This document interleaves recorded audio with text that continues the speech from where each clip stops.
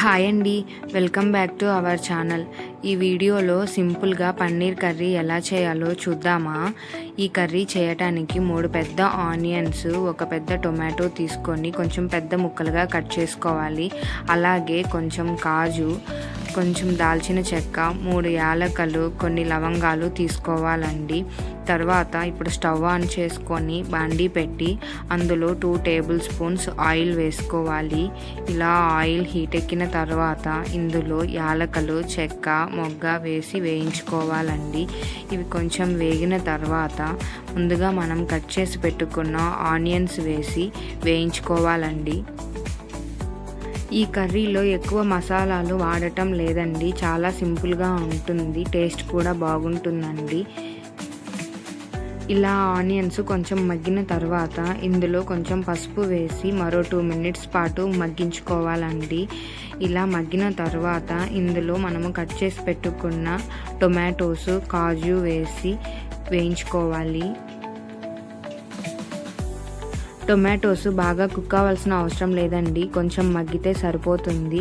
ఇందులో కుదిరితే కొంచెం అల్లం వెల్లుల్లి పేస్ట్ కూడా వేసుకోవచ్చు, 1 టేబుల్ స్పూన్, బట్ నేనైతే వేయట్లేదండి. ఇప్పుడు టొమాటోస్ కొంచెం మగ్గిన తర్వాత స్టవ్ ఆఫ్ చేసుకొని ఎర్రగడ్డలు, టొమాటోలు వీటన్నిటిని చల్లార్చుకోవాలండి. కొంచెం చల్లారిన తర్వాత వీటన్నిటిని ఒక మిక్సీ జార్లో వేసుకోవాలి.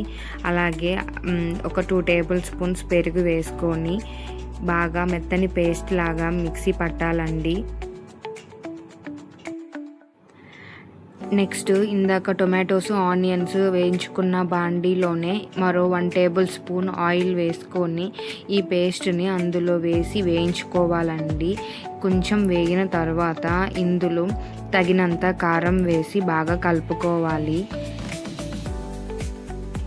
తర్వాత ఇందులో మనము పన్నీర్ని, నేనైతే 100 గ్రామ్స్ పన్నీర్ తీసుకున్నానండి. వాటిని చిన్న చిన్న ముక్కలుగా కట్ చేసుకొని ఈ మిశ్రమంలో వేసి చాలా డెలికేట్గా కలుపుకోవాలండి. కొంచెం హార్డ్గా కలిపామంటే పీసెస్ అనేటివి విరిగిపోతాయి. ఈ పన్నీర్ ముక్కల్ని నేనైతే ముందుగా ఆయిల్లో ఫ్రై చేయలేదండి, డైరెక్ట్గా వేసేసాను. ఇలా కూడా టేస్ట్ చాలా బాగుంటుందండి. గ్రేవీ 5 మినిట్స్ ఉడికిన తర్వాత ఇలా ఆయిల్ అనేది పైకి తేలుతూ ఉంటుందండి. ఇందులో ఇప్పుడు రుచికి తగినంత సాల్ట్ వేసుకొని మరోసారి కలుపుకోవాలి. ఇలా కలుపుకున్న తర్వాత ఇప్పుడు ఇందులో తగినన్ని వాటర్ వేసుకొని మరో 10 to 20 మినిట్స్ ఈ గ్రేవీని అనేది ఉడికించుకోవాలండి. ఇదంతా లో ఫ్లేమ్లోనే చేసుకోవాలి, లేదంటే అడుగు అంటేస్తుంది అన్నమాట. సో ఇలా ఉడికించుకున్న తర్వాత ఇందులో కొంచెం కొత్తిమీర, కొంచెం కసూరి మేతి వేసుకుంటే టేస్ట్ అనేది చాలా బాగుంటుందండి. చాలా సింపుల్గా చేసుకోవచ్చు అండి ఈ రెసిపీ. బ్యాచులర్ స్టైల్లో ఎవరన్నా చేసుకోవచ్చు అన్నమాట. మీరు కూడా ఒకసారి ట్రై చేయండి. ఈ రెసిపీ ఎలా వచ్చిందో కామెంట్ బాక్స్లో పోస్ట్ చేయండి. 10 to 20 మినిట్స్ తర్వాత ఇలా గ్రేవీ మీద ఆయిల్ అయితే పైకి తేలుతూ ఉంటుందండి. అంతే అండి, పన్నీర్ కర్రీ రెడీ అయిపోయింది. ఈ వీడియో నచ్చినట్లయితే ప్లీజ్ లైక్ చేయండి. Thank you for watching.